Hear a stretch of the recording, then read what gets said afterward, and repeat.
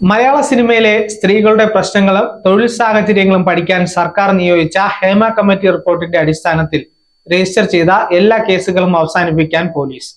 കമ്മിറ്റിക്ക് മുൻപാകെ മൊഴി നൽകിയവർക്ക് കേസുമായി മുന്നോട്ടു പോകാൻ താല്പര്യമില്ലാത്ത സാഹചര്യത്തിലാണ് 35 കേസുകളും അവസാനിപ്പിക്കാൻ പോലീസ് തീരുമാനിച്ചത്.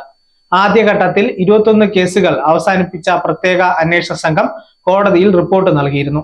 സമാനമായി ബാക്കി 14 കേസുകൾ കൂടി ഈ മാസം അവസാനിപ്പിക്കും. ഇത് സംബന്ധിച്ച റിപ്പോർട്ട് ഈ മാസം കോടതിയിൽ നൽകിയതോടെ ഹേമ കമ്മിറ്റി റിപ്പോർട്ടുമായി ബന്ധപ്പെട്ട് എടുത്ത എല്ലാ കേസുകളും അവസാനിപ്പിക്കും. 2019 ഡിസംബർ 31-നാണ് ജസ്റ്റിസ് ഹേമ, KB വത്സലകുമാരി, അഭിനേത്രി ശാരദ തുടങ്ങിയവർ റിപ്പോർട്ട് സമർപ്പിക്കുന്നത്.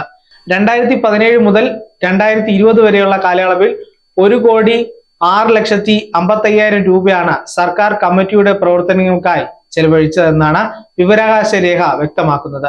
2018 ജൂലൈയിൽ 5 ലക്ഷവും, ജൂണിൽ 5 ലക്ഷവും, സെപ്റ്റംബറിൽ 2 ലക്ഷവും, ഡിസംബറിൽ 5 ലക്ഷവും കൈപ്പറ്റി. 2020 മാർച്ച് 31-ന് 60 ലക്ഷം രൂപ കൈപ്പറ്റിയതായും സാംസ്കാരിക വകുപ്പ് നൽകിയ വിവരാവകാശ രേഖയിൽ വിശദീകരിക്കുന്നു. 10 തവണയായി ജസ്റ്റിസ് ഹേമ 1 കോടിക്ക് മുകളിൽ കൈപ്പറ്റിയെന്നും രേഖയിൽ പറയുന്നു. ഹേമ കമ്മിറ്റി റിപ്പോർട്ട് സമർപ്പിച്ച് ഏറെ വർഷങ്ങൾക്ക് ശേഷം അതിലെ വിവരങ്ങൾ പുറത്തു വന്നതിന് പിന്നാലെ തങ്ങൾക്കുണ്ടായ ദുരനുഭവങ്ങൾ വെളിപ്പെടുത്തി പരാതിയുമായി പലരും രംഗത്തെത്തിയിരുന്നു. ചില മൊഴികൾ ഞെട്ടിക്കുന്നതായിരുന്നു.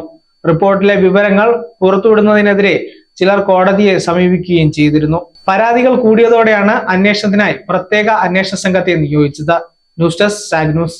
നേരിന്റെ വാർത്തകൾ നിങ്ങളുടെ വിരൽത്തുമ്പിലെത്താനായി സാഗ് ന്യൂസ് ചാനൽ സബ്സ്ക്രൈബ് ചെയ്തും ഷെയർ ചെയ്തും ഒരു ശരിയായ മാധ്യമ നിലപാടിനൊപ്പം നിൽക്കാൻ ഞങ്ങൾ നിങ്ങളെ ക്ഷണിക്കുന്നു.